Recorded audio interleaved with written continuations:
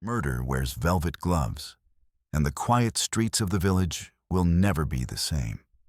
Welcome to Echo Files. I am your host, Walter Finch. Share in the comments where you're joining from. I can't wait to read them. Let's begin. The first chill of autumn had settled upon the village of Highwood-on-the-Moor, a place where time seemed to move at a gentler pace. The hedgerows were touched with fading gold, and the last blooms of the rose gardens clung stubbornly to their branches. On this particular Thursday afternoon, the social heart of the village, Mrs. Penelope Weatherby's conservatory, was filled with the pleasant chatter of neighbors and the faint clinking of china teacups. Mrs. Weatherby, a brisk woman with a penchant for lilac perfume and flamboyant hats, had invited half the village for her annual autumn garden social, a tradition almost as old as she was. Through the glass walls of the conservatory, one could see the manicured lawns and the creeping shadows of the old elm trees. In the center of the gathering sat a large table laid with an impressive spread of sponge cakes, seed loaf, and the village's most anticipated treat, Mrs. Weatherby's plum preserves. Among the guests was Miss Jane Marple, a small, unassuming figure in her soft gray cardigan and sensible hat. She sat quietly near a large potted fern, knitting a sock with delicate precision. To the casual eye, she seemed wholly absorbed in her stitches, but those who knew her well, or rather, who thought they did, understood that Miss Marple's calm blue eyes were taking in everything. The nervous flutter of a hand, the sideward glance between neighbors, the subtle shifting of allegiances in the village's ever-turning wheel of gossip. The conversation drifted from the state of the vicar's new roof to the latest incident involving young Tommy Pike and his unfortunate attempt to ride his bicycle down Church Hill with no hands. Yet, as always in such circles, there was an undercurrent of more delicate topics. Mrs. Clara Trenton, who lived at the edge of the village in the ivy-covered cottage, leaned toward Mrs. Weatherby with the conspiratorial air of someone who considered discretion a minor inconvenience. "Have you heard," she whispered, "that the new lodger at the old coach house insists upon having his meals delivered? Positively refuses to dine in the village." The object of her whispering was Mr. Leopold Finch, a reclusive figure who had taken residence only 3 weeks ago. Few had seen him except for the postman, and even then, only through a half-closed door. Rumors, like wildflowers, bloomed quickly in Highwood-on-the-Moor. "Probably a writer," sniffed Colonel Barstow, a retired army man with a chest like a barrel and whiskers to match. "They're all peculiar, you know, staring into space and talking to themselves. Mark my words, the man's working on some confounded novel about our little village."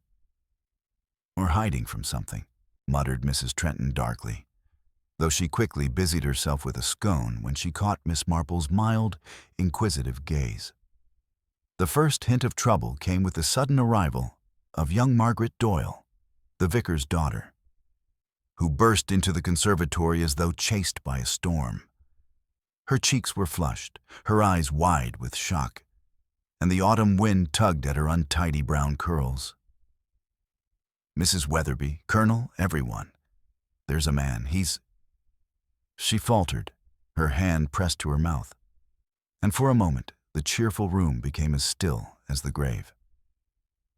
"Good heavens, child," Mrs. Weatherby exclaimed, her teacup rattling in its saucer. "What is it?" "It's Mr. Finch," Margaret said at last, her voice trembling. He's lying in the garden by the coach house, and I think he's dead." Gasps rippled through the room. The colonel surged to his feet, nearly upsetting a plate of sandwiches, while several ladies clutched at their pearls in instinctive alarm. Mrs. Trenton's mouth opened and closed like a fish, as though the fulfillment of her vague suspicions had come too suddenly to enjoy.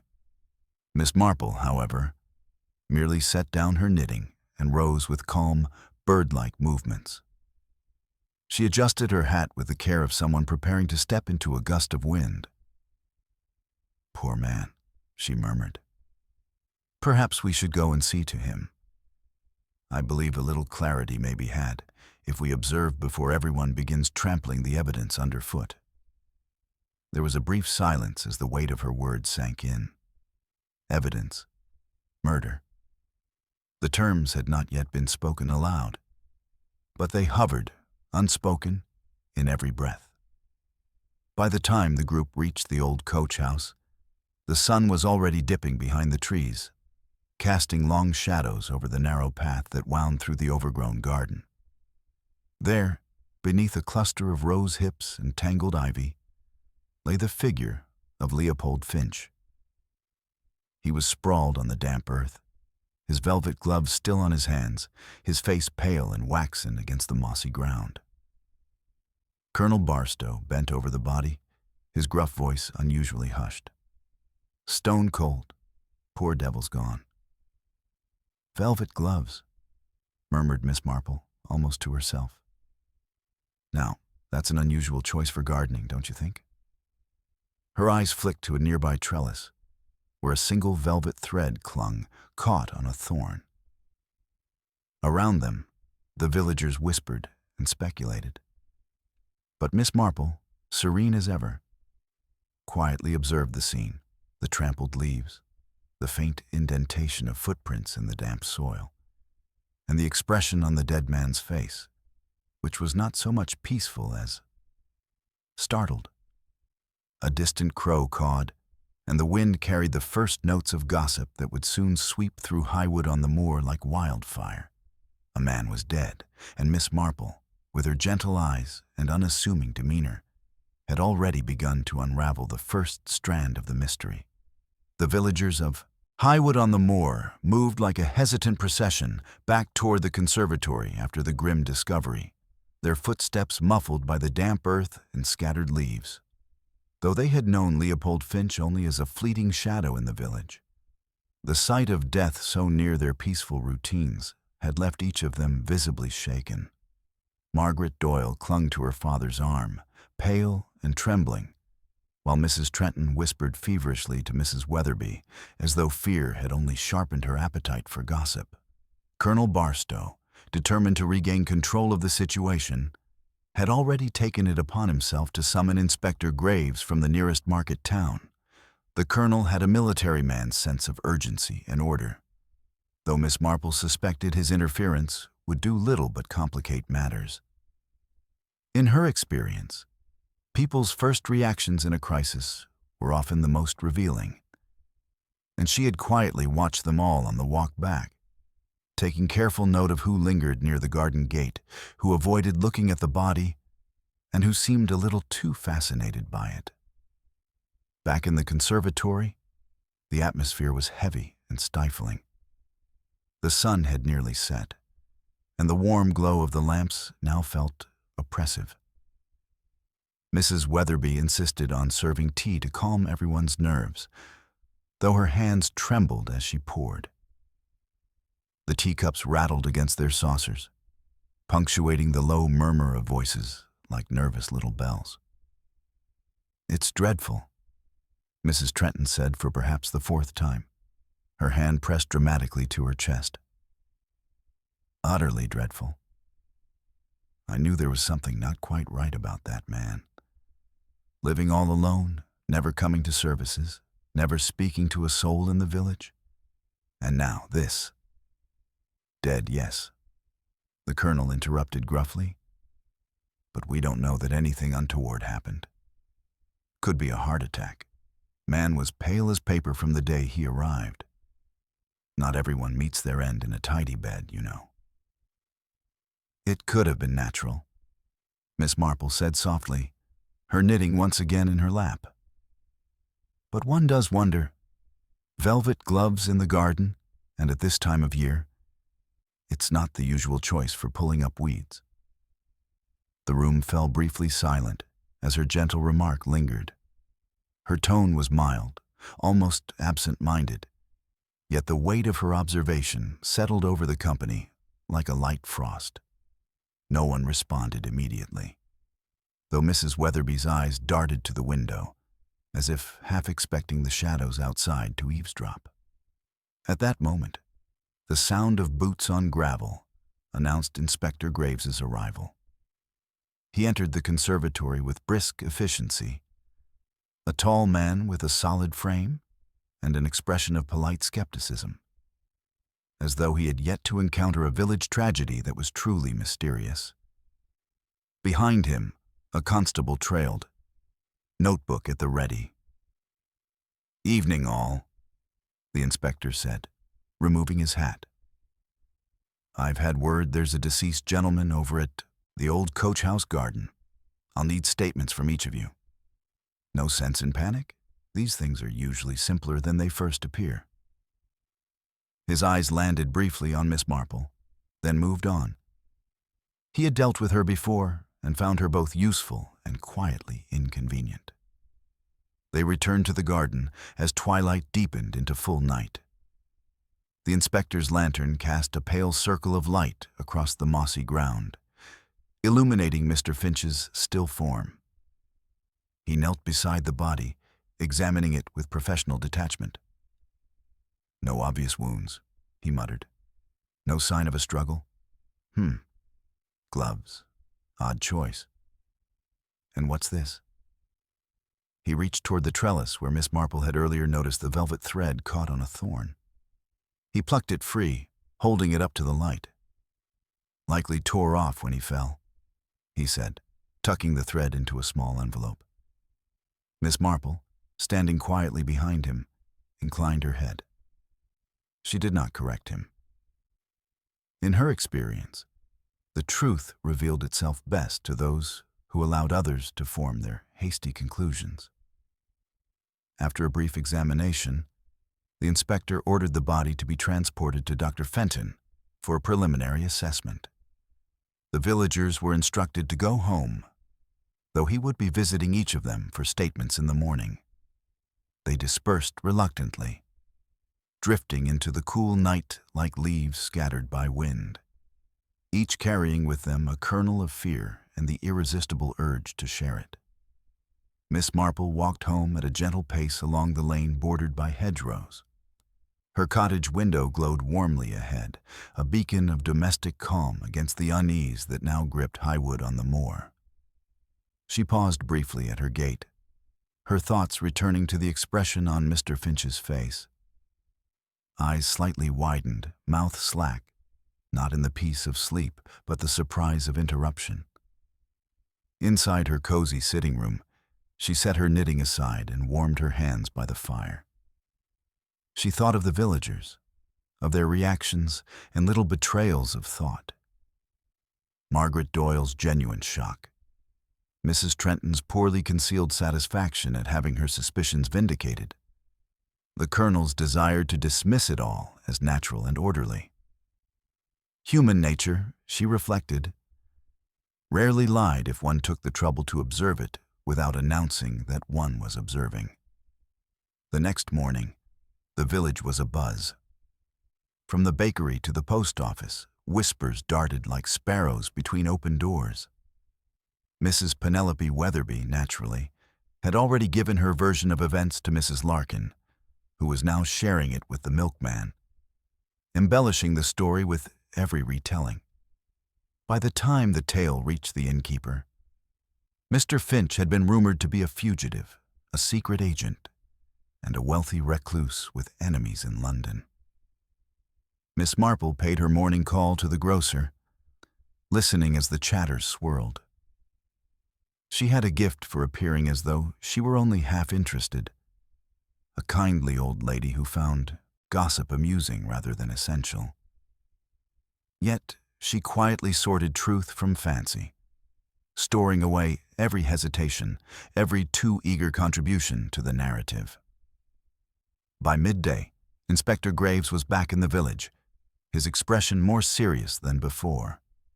He had spoken to Dr. Fenton, who, after his initial examination, could not rule out foul play. No signs of obvious injury? the inspector told the gathered villagers outside the post office. But certain peculiarities. We'll know more after the full report.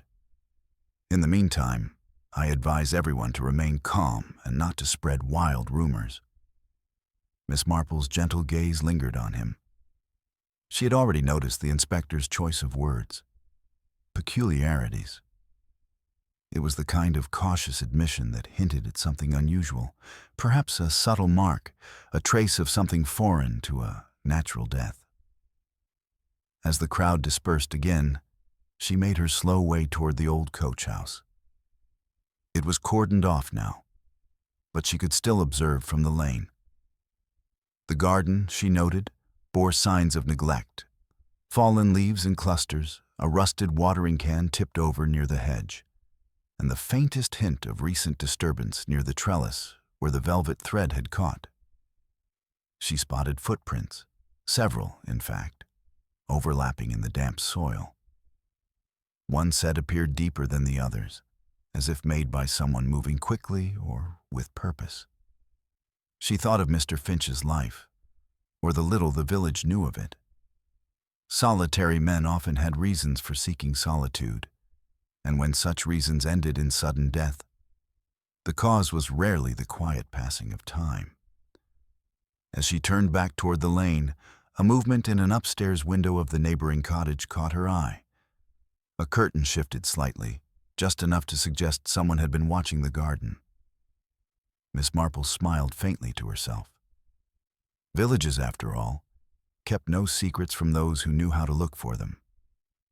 She returned home for her tea, her mind as calm and methodical as her hands stirring the sugar into the cup. Somewhere in the tapestry of quiet lives, a thread had been pulled loose, and Miss Marple, as always, intended to follow it to its very end. The next morning dawned gray and cool, the kind of damp autumn day when mist clung to the hedgerows and the cobbled lanes of Highwood on the Moor glistened faintly. It was the sort of morning that seemed to soften sound, as if the village itself was holding its breath. But the hush in the air could not stifle the restless stirrings of curiosity. By 9 o'clock, the first notes of speculation had already begun drifting across the village green. Mr. Pritchard, the postman, paused in his deliveries to chat with Mrs. Larkin at the bakery door. His voice, usually so cheerful, was low and urgent. "They're saying it wasn't natural," he murmured, leaning slightly closer. "Dr. Fenton's gone and told the inspector it's a suspicious death. Poison, maybe, or a blow no one could see." Mrs. Larkin shivered dramatically, glancing over her shoulder as though the killer might be lurking behind the loaf display. "Poison, do you think? Oh, I said from the start, didn't I, that he had a look about him. The quiet ones, they always say." Miss Marple, who had timed her morning walk with precision, passed the bakery just as this fragment of conversation slipped into the misty air. She offered a polite nod, as though merely a sweet old lady out for her daily constitutional, and allowed the whispers to fold themselves neatly into her memory. Human nature, she reflected, had an irresistible tendency to fill silence with drama, and in that chatter lay many unintended truths. By mid-morning, Inspector Graves had returned to the village with the air of a man both burdened and invigorated by a developing case. He took up temporary command in the small parlor of the village hall, which smelled faintly of chalk dust and furniture polish. A large notebook lay open on the table beside a pot of strong tea, and his constable hovered nearby with a certain grim enthusiasm. "Right," said the inspector, addressing the first few assembled villagers, Colonel Barstow, Mrs. Trenton, and young Margaret Doyle. "The doctor has confirmed Mr. Finch did not die of natural causes. Until we have more details, I must treat this as a suspicious death. No one is to leave the village. If anyone saw or heard anything unusual, however small, now is the time to speak. Colonel Barstow bristled. Dash it all, Graves. I told you last night. Heart failure, plain and simple. You'll have the whole village in a state with this sort of talk. On the contrary, Colonel, said Graves. The village is already in a state. My job is to ensure that state doesn't turn into chaos. His gaze shifted briefly to Mrs. Trenton, who was practically vibrating with the desire to interject. Yes, Mrs. Trenton. Well, I hardly like to say, she said, her voice quavering in a way that suggested she liked it very much. But I did happen to notice a rather odd thing the day before yesterday. Mr. Finch was in his garden, though it didn't seem he did much actual gardening, and he was speaking to someone at the gate. A man I didn't recognize. Tall, dark coat, rather. Foreign-looking, if you take my meaning. Graves leaned forward. Could you describe him more precisely? Oh, well, she faltered, frowning. He had a hat, a felt one, I think. And I was across the lane, you understand. But they were talking in low voices, and Mr. Finch looked, dreadfully uneasy, kept glancing over his shoulder. Margaret Doyle, who had been quiet until now, spoke up hesitantly. I don't know about a visitor, but I saw him through the coach house window late one night last week. He was writing at his table. He looked frightened. I almost went to fetch Father, but I thought it wasn't my business. Miss Marple, who had seated herself discreetly in a corner chair, sipped her tea with the soft air of someone entirely detached. Her pale eyes, however, were alert. She had noticed, as she often did, the things left unsaid. Mrs. Trenton's eagerness to cast suspicion outward, Margaret's instinctive self-blame, and the Colonel's irritation, which seemed a shade too defensive for a man merely inconvenienced. Inspector Graves cleared his throat. Well, it seems Mr. Finch may have had dealings beyond this village. Until we know more, we'll keep an open mind. But I must ask, did anyone here have cause to visit the old coach house in the past week? The question was met with a shifting of feet, a chorus of muted denials.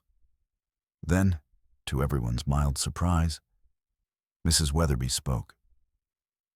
I did, Inspector, she said, her voice firm though her hands twisted in her lap.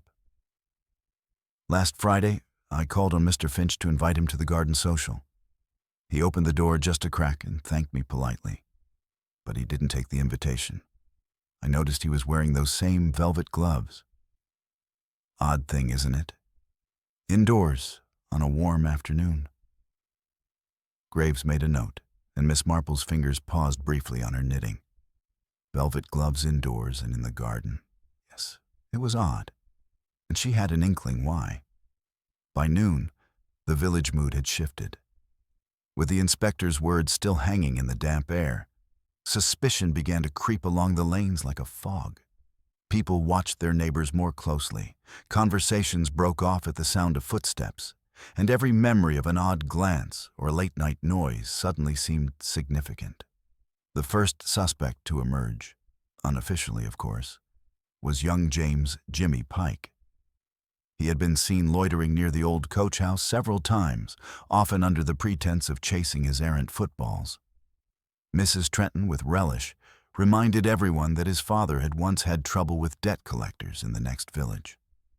Mark my words, she confided to anyone who would listen. It starts with debts and ends with desperation. Jimmy, when questioned by the constable, stammered that he had only been curious about the new lodger and had certainly never gone beyond the garden gate. Miss Marple, passing by as he was released with a warning, gave the boy a kindly nod.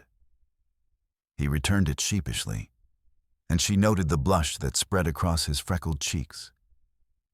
Not of guilt, she thought, but of embarrassment at being caught in the swirl of village suspicion. That evening, as the mist thickened into a light rain, Miss Marple walked once more toward the old coach house. Though the garden remained roped off, she had learned much simply by walking near it, listening to the village breathe.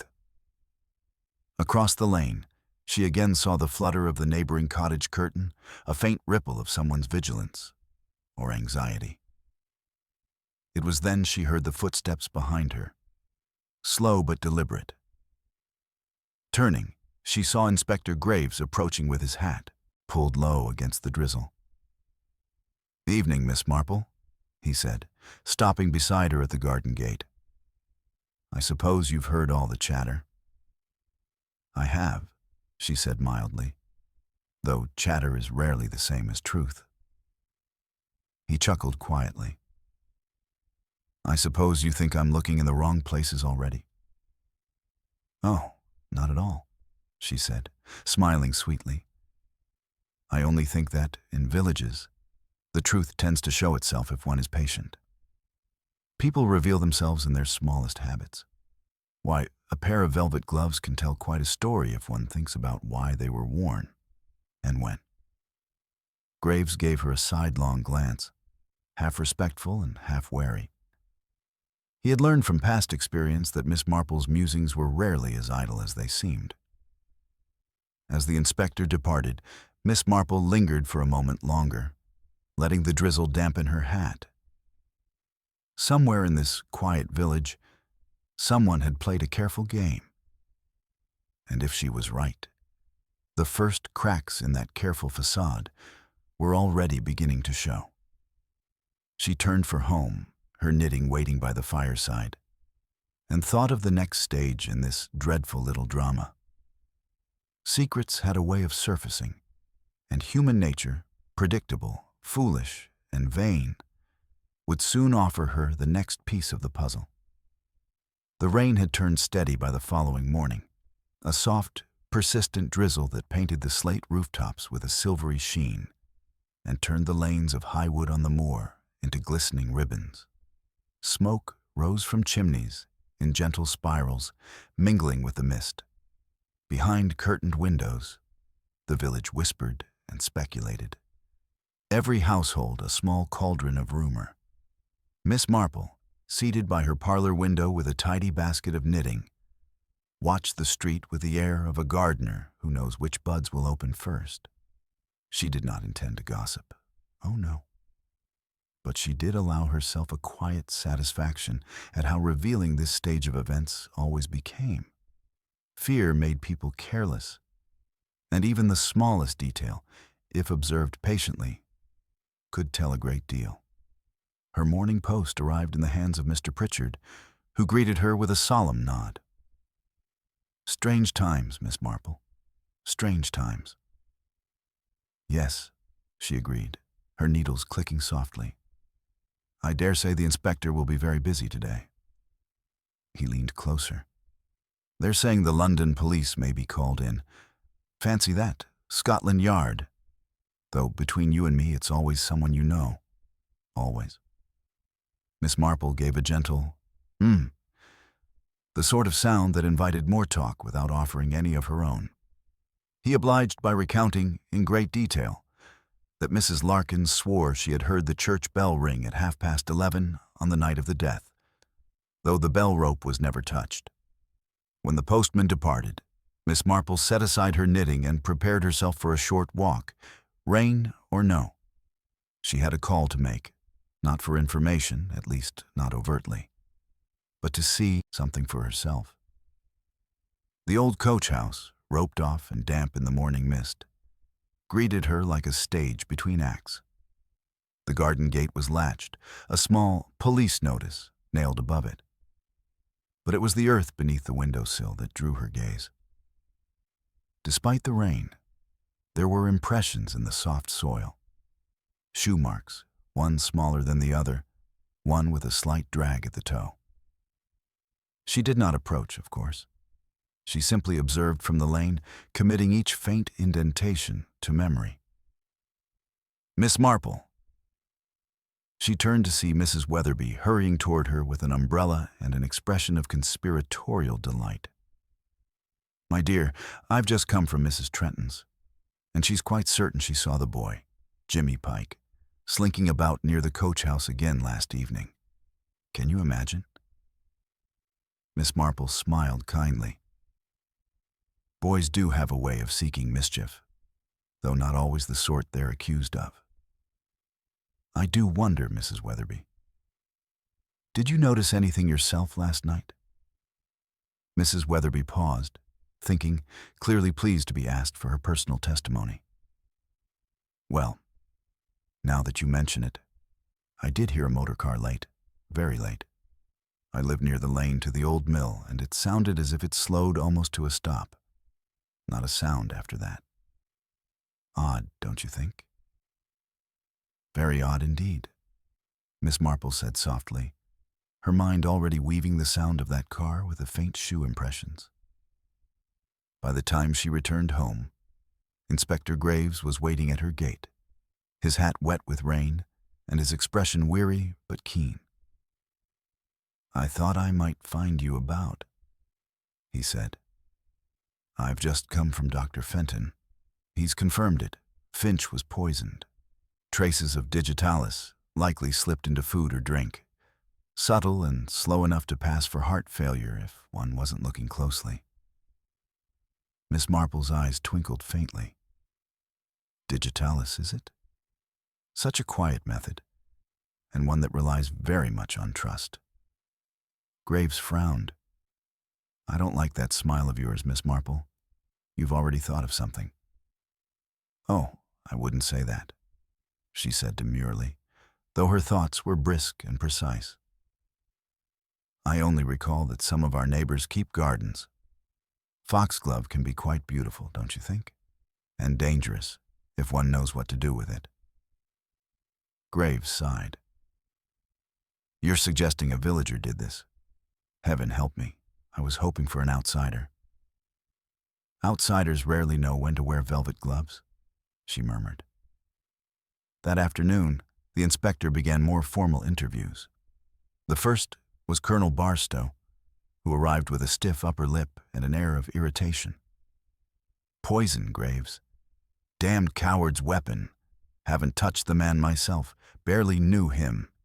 He kept to himself. Always thought him a queer fish, though. Velvet gloves indoors. Ha ha. Miss Marple, present under the guise of offering the inspector tea, watched the colonel closely. His bristling manner was partly genuine, she judged, but his left hand tapped against his knee in a restless rhythm. The colonel had secrets, though not necessarily about murder. She filed it away. Next came young Margaret Doyle, pale and hesitant, her hands twisting a damp handkerchief. Margaret, Miss Marple said gently, you saw Mr. Finch at his table the other night, did you not? And he seemed frightened. Yes, Miss Marple, she whispered. I think he was writing a letter. He burned it afterwards. I saw the smoke from the little chimney. And, please don't tell anyone. I heard him talking to himself. He said, too late now. Over and over again. This piece slid neatly into the puzzle forming in Miss Marple's mind. A frightened man, a letter destroyed, a nocturnal visitor in a motor car, and a murder by poison. By evening, a new tension gripped the village. Rain had driven people indoors, but behind curtained windows, the gossip churned, sharper now, tinged with fear. A single mistake, a single unguarded word, could shift suspicion from one house to another. Miss Marple sat by her fire, knitting softly, letting the rhythmic motion soothe her thoughts. A pattern was forming, as surely as the scarf growing from her needles. Someone in Highwood on the Moor had engineered a quiet death. Someone who understood appearances. Why else the velvet gloves, the careful roping of secrecy around a life so seemingly dull? She reviewed the clues as she had them. Velvet gloves, worn always, even when inconvenient. A destroyed letter, suggesting a blackmail or a last-minute change of heart. A mysterious visitor in a dark coat and hat, possibly foreign, now vanished. Shoe marks in the garden, two sizes, one dragging slightly. A motor car that slowed by the mill lane the night of the death. Digitalis poisoning, requiring knowledge and opportunity. By the time her mantel clock chimed 9, she knew the village was on the cusp of a revelation. Secrets, like water under pressure, eventually burst forth. She would not need to force them. Human nature would do the work. A quiet word here, a mild question there, and soon the real story behind Mr. Finch's velvet gloves would begin to unfold. The rain eased overnight, leaving Highwood on the moor glistening in the early morning light. Damp leaves clung to the hedgerows, and the scent of wet earth drifted through the village. Yet despite the calm, an unmistakable tension hung in the air, as though the entire village was holding its breath. Windows opened a crack as neighbors glanced out, searching for a hint of news or scandal. Miss Marple, having risen early, had already collected her morning post and taken a leisurely walk through the square. She observed, with the gentle thoroughness of a gardener checking her beds, how the village's social patterns shifted under the weight of fear. Mrs. Larkin, usually the first to hang her laundry, kept her curtains firmly drawn. Young Jimmy Pike, ordinarily loitering by the post office, was nowhere in sight. Colonel Barstow, in contrast, paraded past the grocer with exaggerated nonchalance, greeting anyone who would look his way, as if daring the world to accuse him. Miss Marple paused by the churchyard gate. She noticed the gardener, old Mr. Pennington, trimming the yews with an air of quiet satisfaction. He nodded politely, but said nothing, a notable change from his usual cheerful gossip. She filed that away. Silence, she knew, was as telling as words when murder hovered over a village. By mid-morning, Inspector Graves arrived at the Green Man Inn to conduct more interviews, and Miss Marple, by the delicate application of tea and an air of harmlessness, managed to place herself in the right corner of the taproom to observe. The first called in was Mrs. Larkin herself, summoned from her shuttered home. Her face was pale and pinched beneath her hat, and her gloved hands clutched at her handbag as though it were a lifeline. "Mrs. Larkin," the inspector began evenly, "you were known to bring Mr. Finch meals on occasion. Did you do so in the last week?" I might have," she stammered. "He was so particular about his food. I thought it only neighborly. A bit of pie, a cup of tea." Miss Marple watched the woman's eyes dart toward the inspector and then away, like a rabbit scenting the air. "And you've heard, I presume, that Mr. Finch died of poisoning," Graves said gravely. "Digitalis, according to Dr. Fenton." Mrs. Larkin's mouth opened and closed. "Poison? Well, I never touch such a thing. I only keep my foxgloves for the bees, and everyone knows that's all they're for." "Foxgloves," Miss Marple said softly, leaning forward as if the thought had just occurred to her. "Such a lovely flower. I remember your garden was full of them this summer, was it not?" The poor woman jumped. I never meant... Why, are you suggesting... No, Miss Marple said kindly. "But it does take a steady hand to tend them. I imagine Mr. Finch would have admired such care." The conversation ended with Mrs. Larkin near tears, and though Graves let her go, suspicion now clung to her like the damp air outside. Miss Marple, however, was unconvinced. Panic, yes. But guilt of murder left a different mark on the human spirit, one she did not see in the woman's eyes. Next came the arrival of Margaret Doyle. The girl's cheeks were flushed, her lips pressed tight as she entered the room. "Margaret," the inspector said, "we know you were near the old coach house the evening before Mr. Finch's death. Can you tell us why?" She hesitated, wringing her handkerchief. I only wanted to see him. I thought he might need company. He was always so lonely. Graves raised an eyebrow. And did he need company? Her voice dropped to a whisper. He was frightened. He said someone had found out. I didn't understand. Truly, I didn't. But he made me promise not to tell anyone. Not to tell anyone what? Graves pressed. That he'd written something. A confession, maybe. He burned it right after. He said he had to protect himself. And then he gave me this. From her pocket, she produced a small envelope, crumpled but still sealed. Graves opened it carefully to reveal a single slip of paper with 2 words scrawled in shaky ink. Velvet gloves. Miss Marple's needles, which she had discreetly carried with her, paused in mid-stitch. Velvet gloves, she murmured, her mind fitting this piece into the broader pattern. The gloves were not a vanity nor an eccentricity. They were the key to his life and death. Before she could dwell on it, the door banged open and in strode young Jimmy Pike, rain-spattered and defiant. I didn't do anything, he burst out before anyone could speak. You all think it's me because I'm always about the coach house, but I didn't. Graves scowled. No one said it was you, Jimmy. But it is curious that you're always lurking there. Jimmy hesitated. I was helping Mr. Finch with his car, all right? He said not to tell anyone. It was a foreign motor, and he didn't want the villagers nosing about. But I swear I didn't poison him. Miss Marple's eyes lit up behind her spectacles. A foreign motor? Oh, how interesting. Was it dark in color, perhaps? And did it ever go down the lane by the old mill?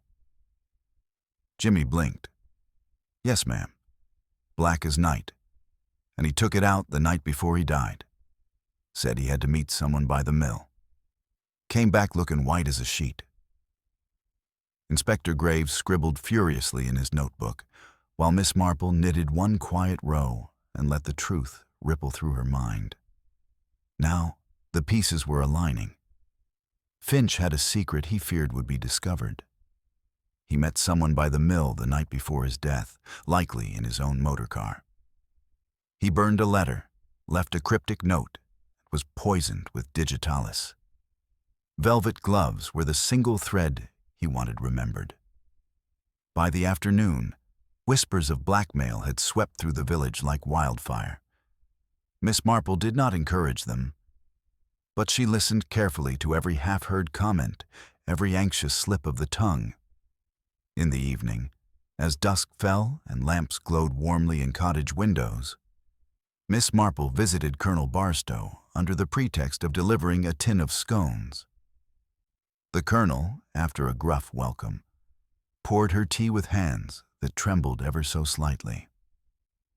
I wonder, she said conversationally, if you ever played cards with poor Mr. Finch? Once or twice, the colonel admitted grudgingly. He wasn't much of a player. Why? Only that he had the softest gloves I've ever seen.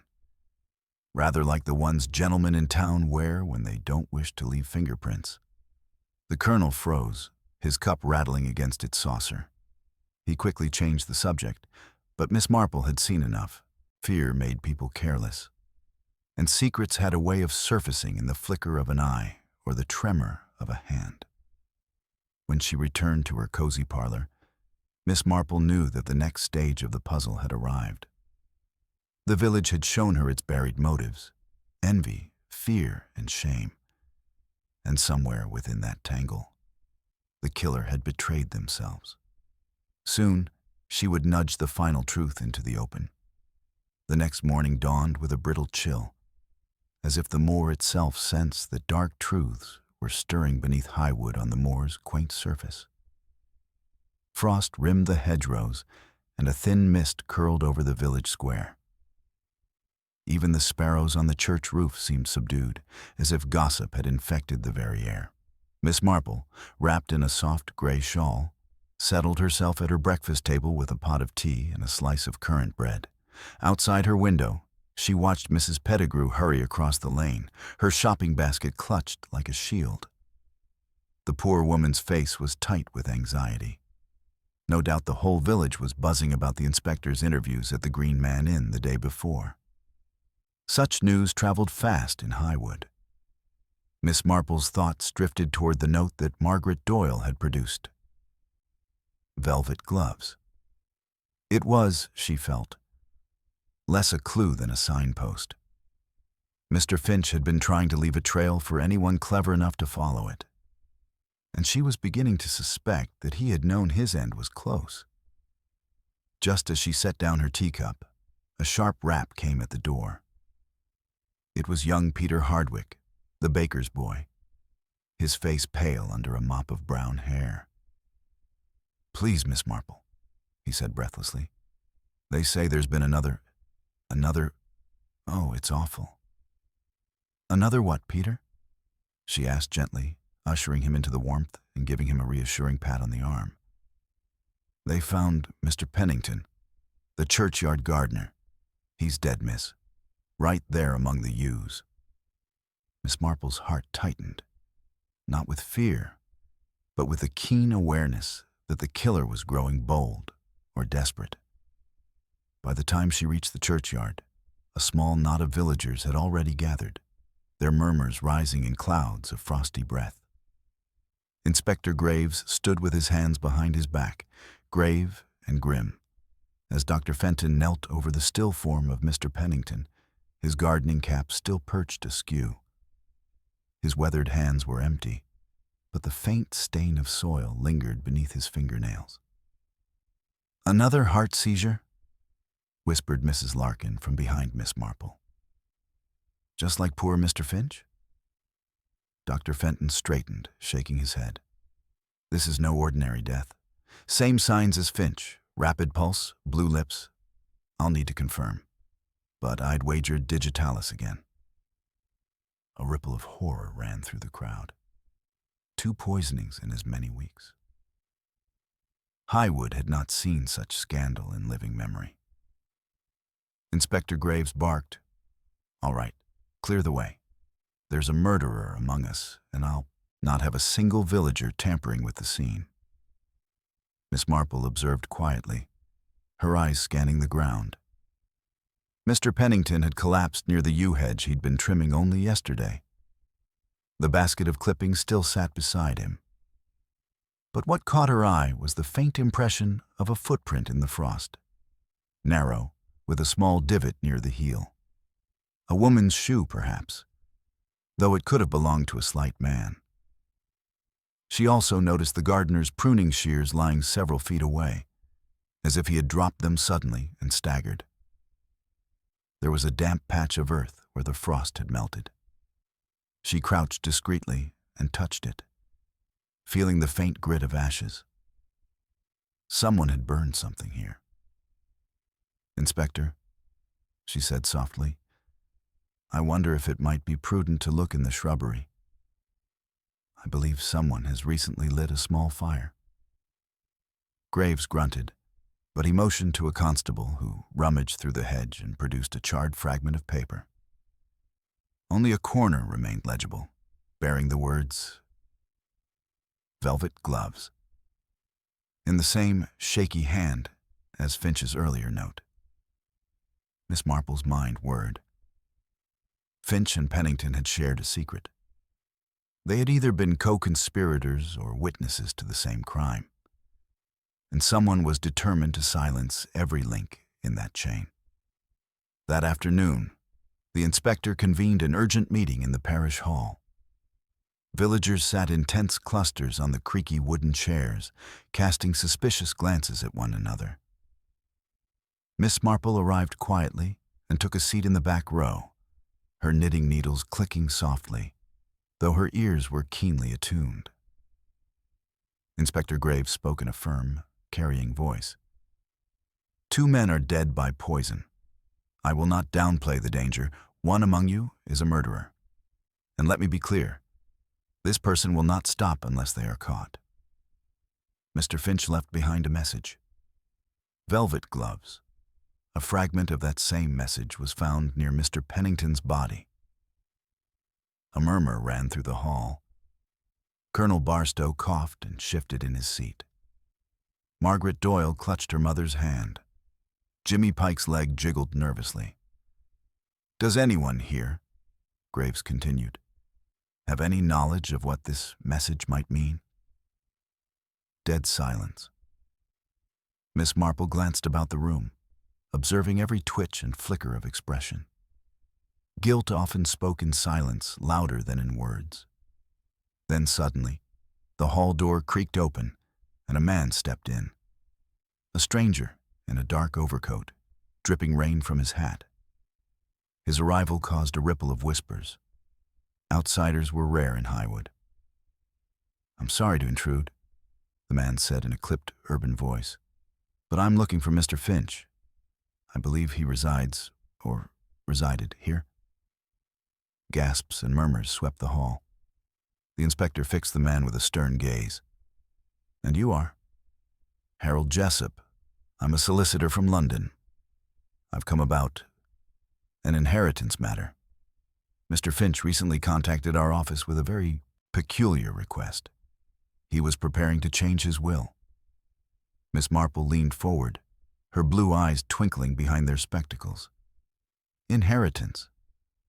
That was the missing thread. Jessup continued. "He wanted everything, modest as it was, to go to a woman he referred to only as Velvet Gloves.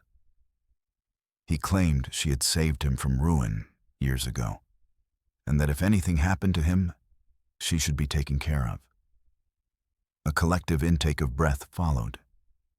Every head turned toward Margaret Doyle, then Mrs. Larkin, then, finally, to the front row where Colonel Barstow's niece, Charlotte, sat frozen in her fur-trimmed coat. Her hands, gloved in soft, dove-gray suede, trembled visibly. Miss Marple noted the detail with the serene satisfaction of a gardener recognizing the first blossom of spring. Inspector Graves cleared his throat. "Miss Barstow, those are very fine gloves you're wearing. Might I ask where you acquired them?" Charlotte's lips quivered. They were a gift from Mr. Finch. He was a kind man. He thought of me like a daughter." But Miss Marple saw the truth in her eyes. It was not daughterly affection that bound Charlotte to Finch. It was something far more dangerous. Desperation, perhaps, or shared guilt. As the villagers whispered and the inspector bore down on the trembling young woman, Miss Marple kept her expression mild and her knitting steady. Inside, though, the threads of the mystery were tightening into a knot. One more nudge, she thought, and the killer would reveal themselves completely. The days following the discovery of Mr. Pennington's body unfolded under a veil of dread that clung to Highwood on the Moor like the lingering winter fog. Doors were locked earlier than usual, curtains drawn tight as soon as dusk fell, and even the birds seemed to sing more cautiously. In the snug parlors and drafty kitchens of the village, whispers fluttered like restless moths, feeding on fear and speculation. Miss Marple, however, remained as serene as a still pond, though her mind worked with the quiet precision of clockwork. She understood that the killer was cornered, and desperation could make the guilty reckless. Her task was to create the precise conditions in which the truth would betray itself. The morning after the tense meeting in the parish hall, she took her habitual walk toward the churchyard, her shawl pulled close against the wind. It was a calculated act, her way of placing herself where village eyes could see her, where the ripple of her presence might set other pieces in motion. She noticed, with her usual sharpness, that Charlotte Barstow's curtains were drawn tight despite the early hour. As she paused by the gate of the Green Man Inn, Jimmy Pike nearly collided with her, his arms full of firewood. His face flushed redder than the cold warranted. "Oh, beg pardon, Miss Marple?" She smiled gently. "Good morning, Jimmy. A bit jumpy today?" "Just busy, miss. Lot on my mind." His eyes skittered to the ground. "Awful business, this."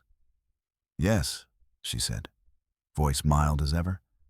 "And such a pity for poor Mr. Pennington. He was fond of his gardening and very careful with his tea. Never took sugar, I believe?" Jimmy blinked, startled by the apparent irrelevance. "No, miss, never did. Said it wasn't good for the heart." Miss Marple inclined her head. How very wise of him.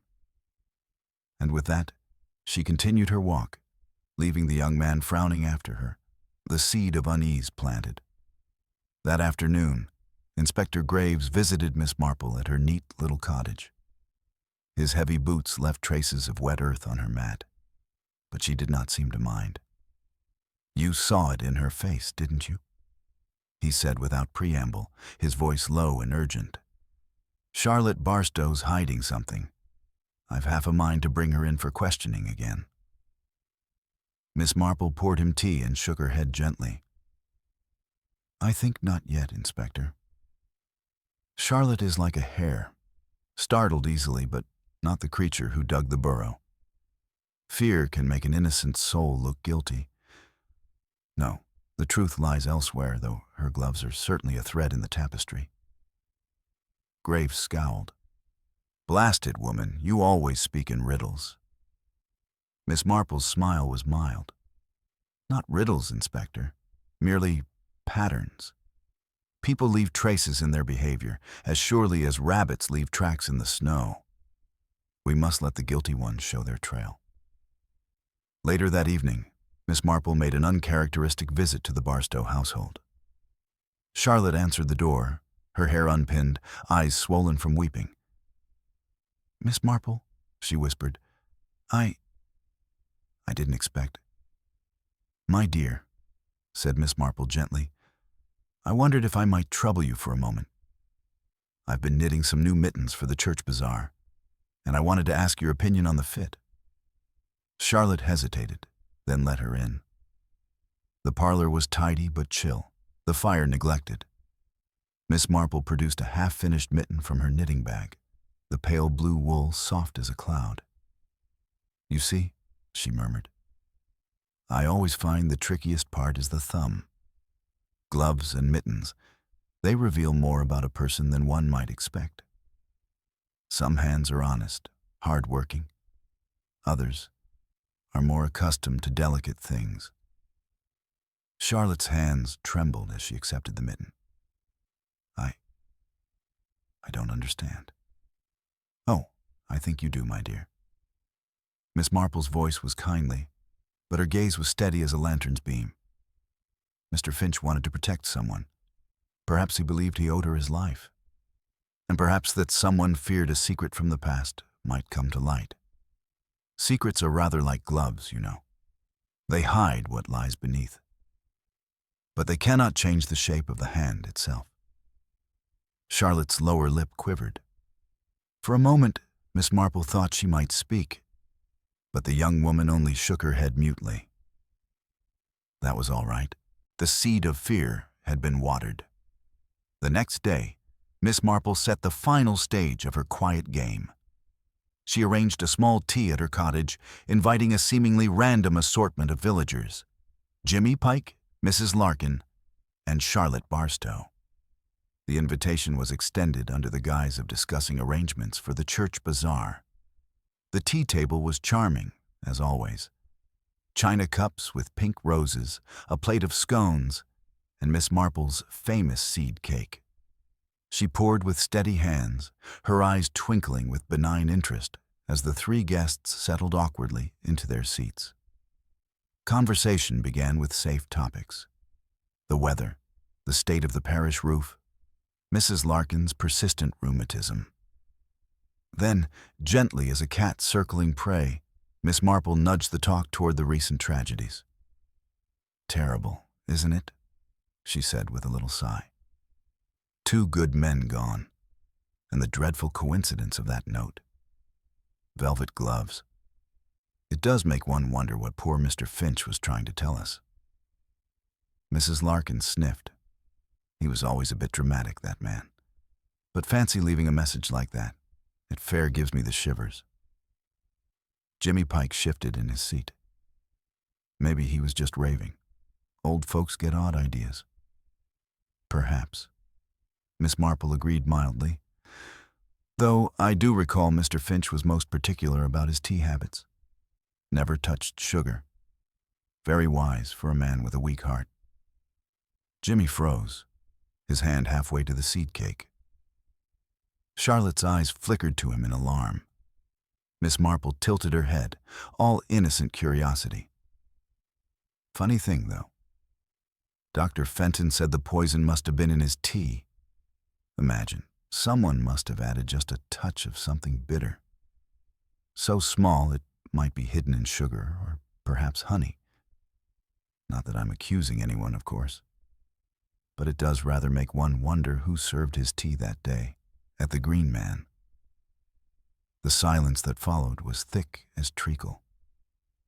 Jimmy's face drained of color, and Charlotte whispered his name in a tremor of dread.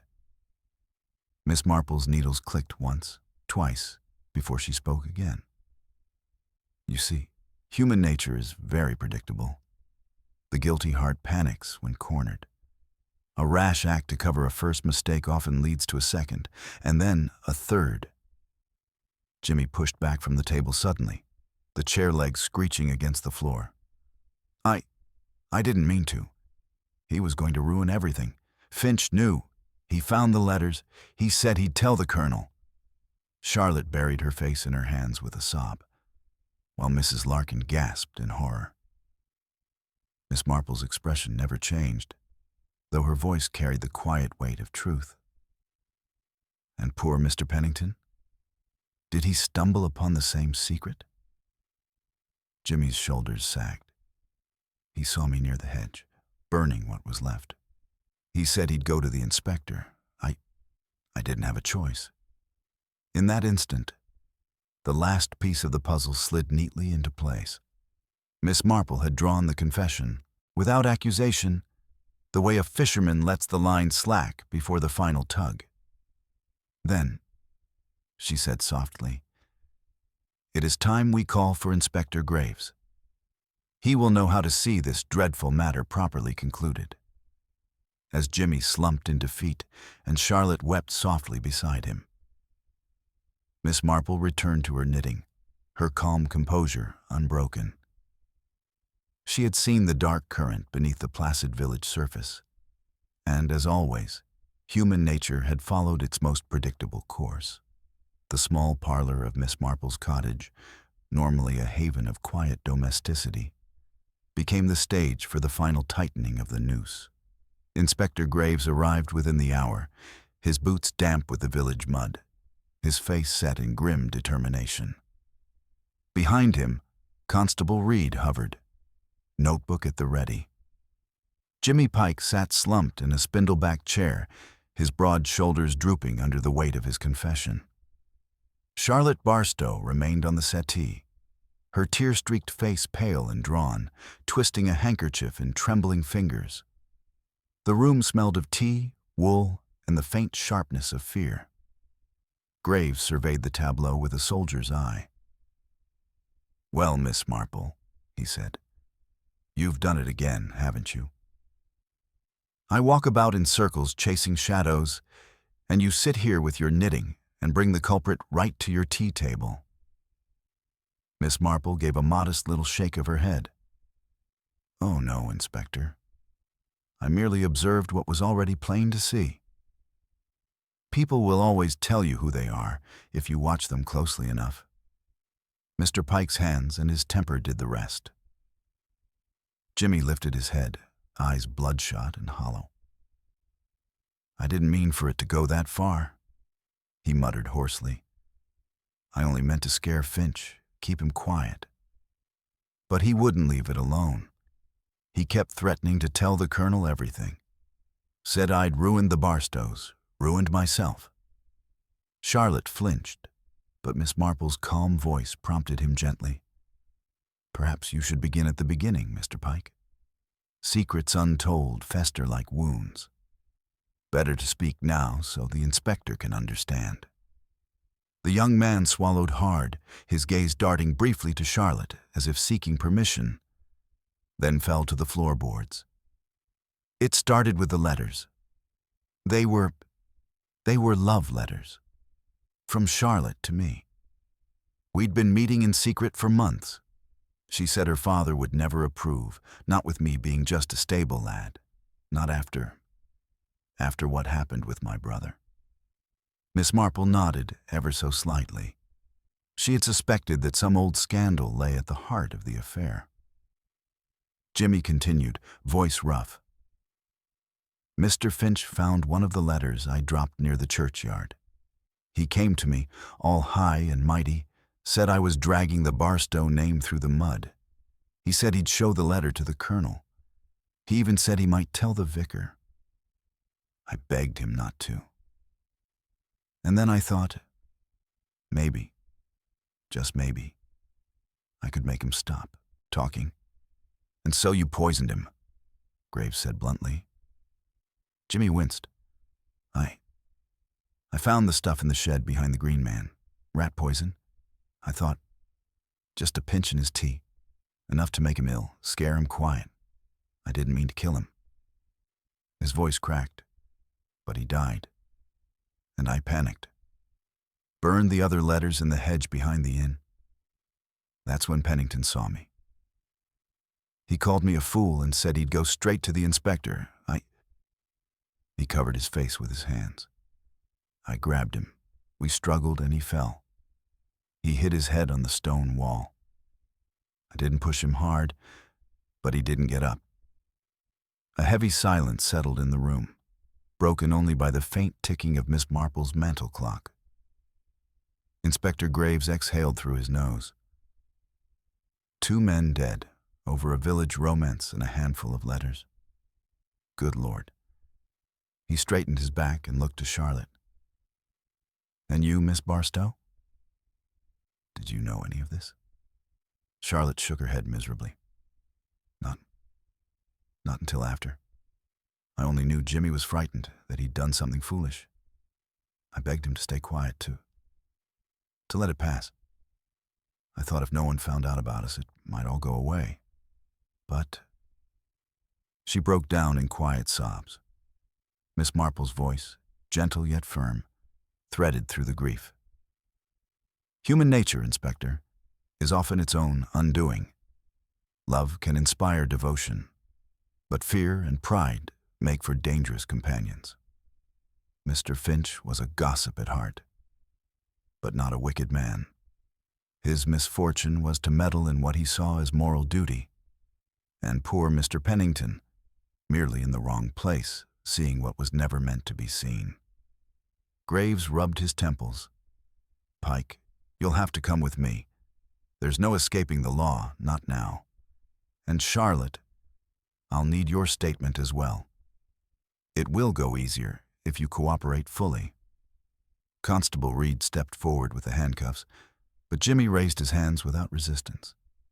His face was that of a man who had finally exhausted his fight. "I'll go," he said quietly. "I'll face it.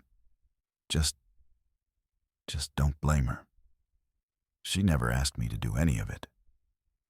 As the inspector and his constable led Jimmy out into the cold dusk, the village seemed to exhale in relief, though the shadow of tragedy lingered. Miss Marple watched from her doorway, shawl pulled around her shoulders, and murmured almost to herself, "There is nothing new under the sun. A tale as old as any. Love, fear, and folly, and 2 poor men who might have lived if only hearts were wiser." That night, she sat by her fire, her knitting needles clicking softly. Beyond her window, high wood on the moor settled back into its uneasy peace. Somewhere, a dog barked, and the wind rattled the bare branches. The mystery was almost complete now, though Miss Marple knew the village would take time to recover. Gossip would give way to reflection, and life, as it always did, would resume its gentle rhythm. Yet beneath the surface, she sensed, the lessons of velvet gloves and hidden hearts would linger for years to come. The following morning dawned pale and misty, the kind of soft gray light that makes a village seem suspended in a quiet dream. Highwood on the moor, still whispering with the echoes of last night's events, carried a sense of solemnity that even the sparrows seemed to respect. Miss Marple, who always rose early, took her morning tea by the window and watched as a pair of villagers, Mrs. Pennington and the grocer's boy, spoke in hushed tones outside the post office. News traveled fast in a small village, and last night's arrest had already set tongues wagging.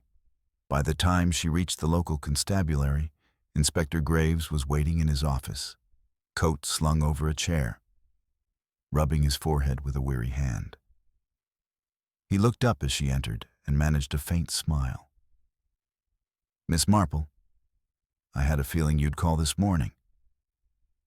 I thought perhaps you might want to tie up the last threads," she said gently, removing her gloves.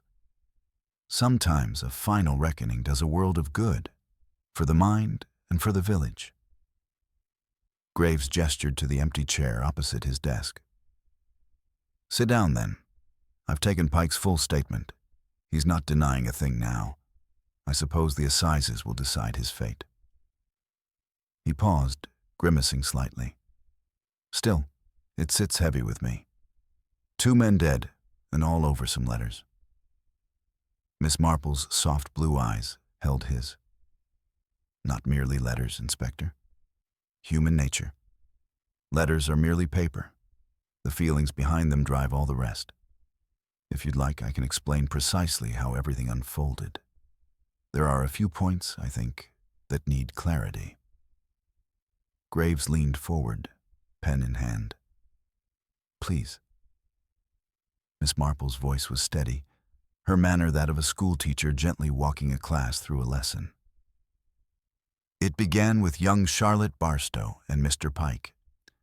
Their attachment was a simple thing at first, but in villages such as ours, any deviation from expected propriety can be perilous. Charlotte feared her father's disapproval, and rightly so. Colonel Barstow is a man of reputation, and he remembers well the trouble caused by Pike's elder brother some years ago. Their romance was conducted in secret, with letters and occasional meetings." Graves nodded. "Yes, that much Pike told us." Mr. Finch, the unfortunate first victim, was always keen on the moral standing of others. He discovered their secret, not from a confession, but by sheer chance, when a letter was dropped near the churchyard. He chose to confront Mr. Pike directly, perhaps believing he could frighten the young man into ending the affair. It was, in his own way, an attempt to control the moral narrative of the village. He threatened to show the letter to the colonel, and perhaps to the vicar. That threat sparked the chain of tragedy. Graves scribbled notes while she spoke, but his eyes rarely left her face. "Now, consider Pike's nature. He is strong, emotional, and proud. He is also not clever enough to think far ahead when frightened. He feared losing Charlotte, feared disgrace, and feared being driven out of Highwood altogether. He decided on a desperate course, to make Finch ill enough to frighten him into silence. The rat poison he used was available at the Green Man's shed. His intention, by his own admission, was to cause sickness, not death. But such things have a way of slipping beyond one's control. Finch died, and Pike panicked. Graves tapped his pen. And that's when Pennington entered the picture? Precisely. Mr. Pennington, the poor soul, happened to witness Pike burning the remaining letters in the hedge behind the inn. Pennington was a gossip by instinct, not a malicious man, but he liked to feel in the know. He confronted Pike, perhaps even hinted that he would run straight to you, Inspector. A scuffle followed. I imagine Pike, already frantic, tried to silence him. He may only have meant to shove him aside. But the blow against the stone wall proved fatal. The inspector exhaled through his nose. A stupid, terrible chain of events. I suppose it all matches the evidence now. But what about the gloves? Miss Marple smiled faintly. Ah, the velvet gloves. The entire village noticed them, though they never understood their significance. You see, Charlotte gave them to Pike as a token, an odd, sentimental gesture. But when he tried to conceal his deeds, he wore them, thinking they would keep his hands clean of evidence. In truth, they drew the eye more than bare hands would have. I noticed the faint smudge of soot and hedge ash on the fingertips when I first saw him at the post office that morning. Velvet is rather good at picking up traces, you know. Graves gave a low whistle. I'd thought it was just a bit of dandy foolishness. Foolishness often tells its own tale, Inspector. Human beings leave little signs everywhere they go. It is our nature to betray ourselves in tiny ways. They sat in silence for a moment, the soft ticking of the station clock marking the gravity of the conclusion. Outside, the village was already adjusting to its new reality. Mrs. Finch, wrapped in a thick shawl, was speaking with the vicar outside the bakery. Colonel Barstow had not yet emerged from his house, but word would reach him soon enough, and the family name would carry its bruise quietly into the next season. I'll admit, Graves said finally, I don't know how you do it, Miss Marple. I've got my notebooks and my procedures, and still it's you who unravels the thing. She gave a modest shrug, reaching for her gloves. I only watch, Inspector. People do the rest. They tell you all you need to know, even when they mean to say nothing at all. By evening, life in Highwood on the Moor had begun to resume its rhythm, though an undercurrent of unease remained. The grocer's bell jingled as villagers slipped in and out with lowered voices. The inn served its pints, but laughter came only in short bursts, quickly muffled. Miss Marple returned to her cottage and lit her lamp. The familiar comfort of her parlor, with its embroidery and flowered teacups, was a balm against the shadow of tragedy.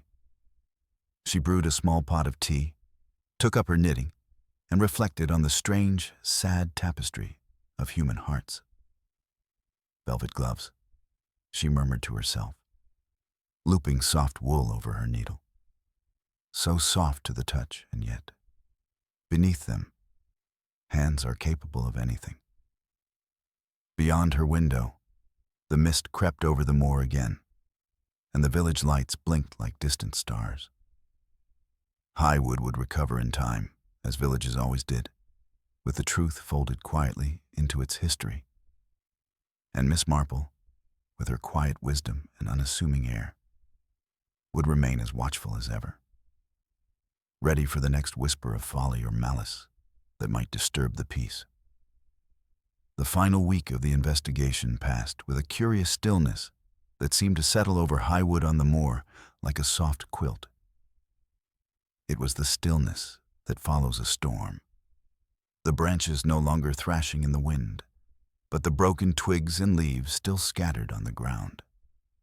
Life, in its quiet, inexorable way, began to return to its familiar pattern, though the village bore a subtle change, like a clock that ticks a shade slower after being wound too tightly. The Barstow house kept its windows shuttered for several days. Colonel Barstow emerged only once, to walk the gravel path to the post office, shoulders stiff beneath his long coat. He offered polite but curt nods to the villagers he passed, giving no hint of the turmoil within. Charlotte remained unseen, though the curtains in her upstairs room sometimes fluttered, betraying her presence. Word had spread, of course, as it always did. No one spoke openly of her involvement, but the village's natural instinct for gossip filled in the spaces with 1,000 whispered versions. Jimmy Pike sat in the small stone jail, awaiting transport to the county court. The constable had allowed Miss Marple to visit once, and she had found the young man subdued, the fight gone from his broad frame. He'd thanked her in a halting whisper, not for solving the case, but for listening without hatred. She had patted his hand, seeing not a monster, but a foolish, frightened boy trapped in the tangle of his own heart. Miss Marple, for her part, returned to her routine with that gentle serenity which had fooled generations of villagers into underestimating her. She tidied her garden, spoke to the grocer about the late cabbages, and fed the robins outside her parlor window. But in the evenings, she sat with her knitting and thought deeply, as she always did, about the nature of human frailty.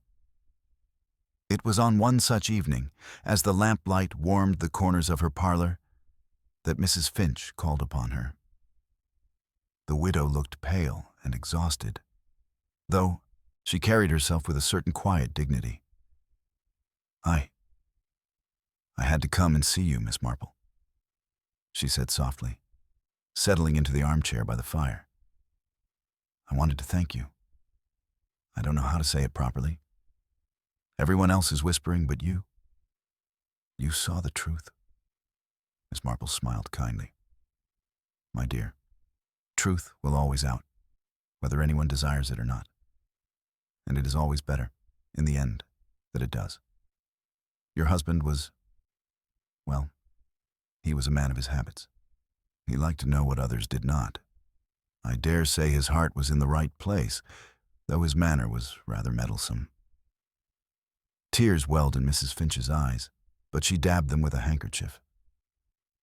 "I suppose he only wanted to protect the Barstows' reputation.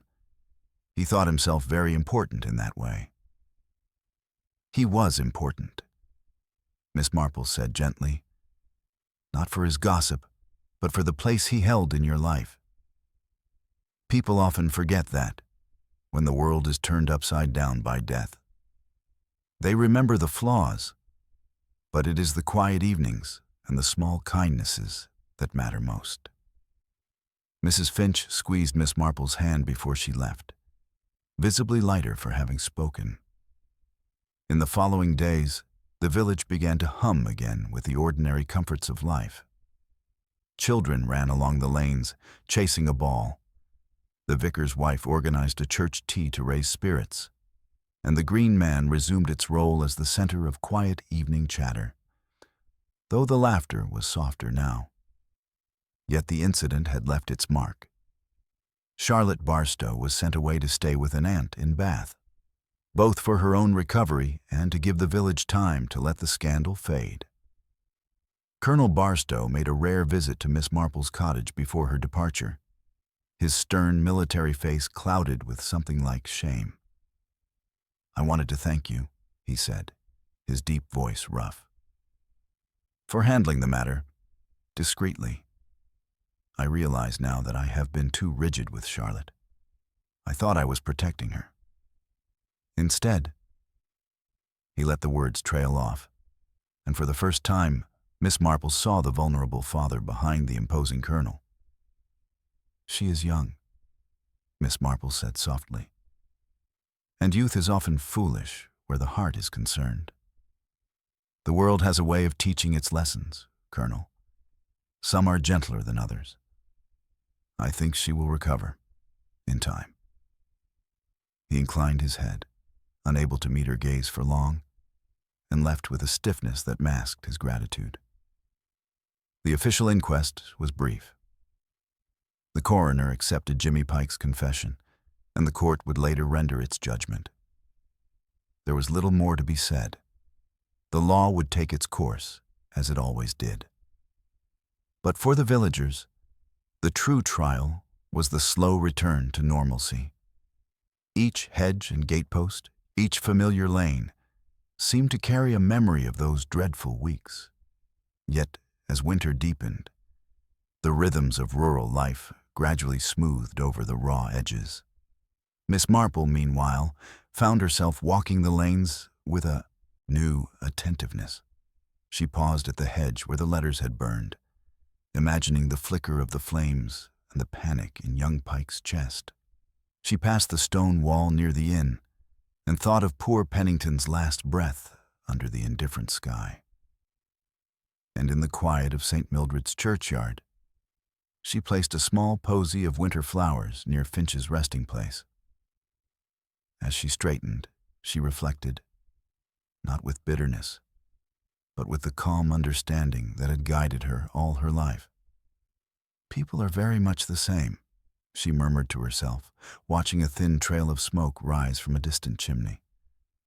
The settings change, the faces change, but the impulses, love, fear, pride, they remain. And they will always lead someone to folly, given time. Weeks later, Highwood on the Moor appeared almost unchanged to a passing visitor. The shop windows were dressed for the late winter season, the postman made his daily rounds, and the church bell tolled in its familiar rhythm. But for those who had lived through the shadow of the velvet-gloved tragedy, a subtle shift lingered, a lesson that could not be unlearned. One cold evening, as the wind whispered over the moor, Miss Marple sat alone in her parlor, the last stitch of a new scarf looped neatly on her needles. She sipped her tea and listened to the comforting tick of the clock. Another mystery was behind her, and life had gone on, as it always did.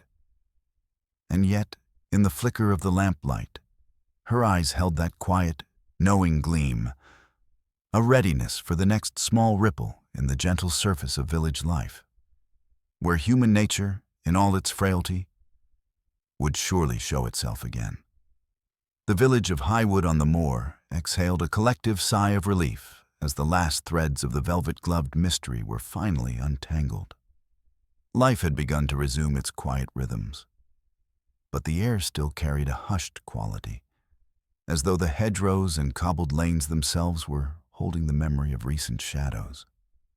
The revelation, when it came, was not in the dramatic manner that Inspector Harlan might have envisioned with handcuffs and shouts, but in the understated, devastatingly precise way Miss Marple always preferred. She had waited, as was her way, until every piece of the human puzzle had fallen into place.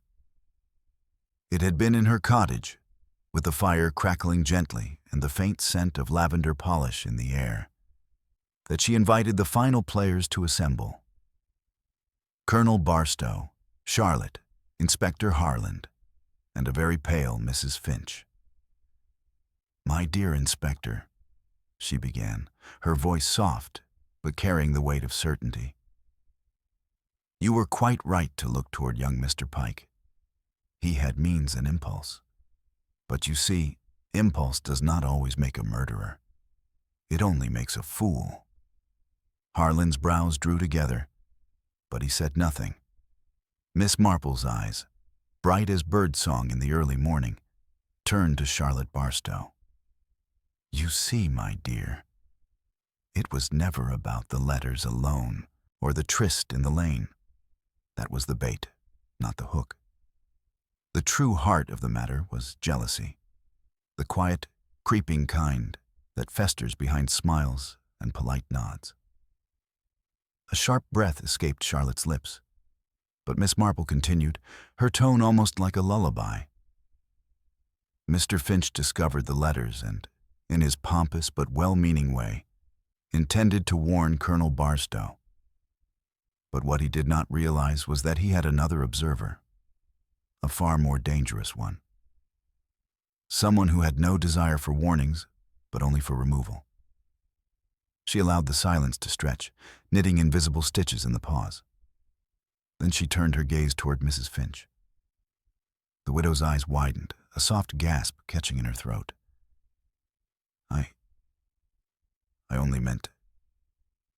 You only meant to protect what was yours," Miss Marple said gently. "You saw the way your husband fretted over other people's reputations. over Charlotte and her secret rendezvous. You feared, perhaps, that his loyalty to the Barstows outweighed his loyalty to you.